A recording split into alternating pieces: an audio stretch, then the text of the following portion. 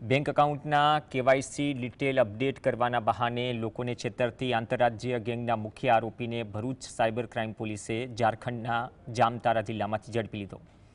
Police તપાસમાં ચોંકાવનારો ઘટસ્ફોટ થયો। જામતારાના રાકેશ નામના આ આરોપીએ એક બે નહીં પણ 2000થી વધુ લોકોના એકાઉન્ટ ખાલી કર્યા હતા। તે માટે તેણે એક જ કંપનીના 1980 મોબાઈલ નંબરનો ઉપયોગ કર્યો। ભરૂચ સાયબર ક્રાઇમ પોલીસ સ્ટેશનમાં એક શખ્સે તેની સાથે 5 લાખ રૂપિયાની છેતરપિંડી થઈ હોવાનો ગુનો નોંધાવ્યો, જેના અનુસંધાને ટેકનિકલ સર્વેલન્સ એનાલિસિસ અને હ્યુમન ઇન્ટેલિજન્સના આધારે તપાસ કરાઈ। તપાસ દરમિયાન સંડોવાયેલો મુખ્ય આરોપી રાજેશ મંડલ કે જે ઝારખંડના જામતારાના દુધાની ગામનો હોવાનું સામે આવ્યું, તેને ઝડપી લેવાયો।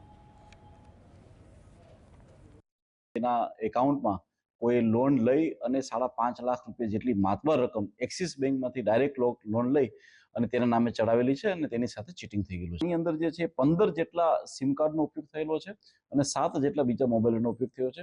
પોલીસ દ્વારા ત્યારબાદ જે છે એ જામતારા પોલીસનો અહીંયાથી કોન્ટેક્ટ કરવામાં આવે છે અને ત્યારબાદ અમારા વીબી બારની ટીમ ત્યાં જઈ અને રાજેશ મંડલ, જેની ઉંમર 24 વર્ષ છે અને જે છે એ દુધાની ગામના રહેવાસી છે।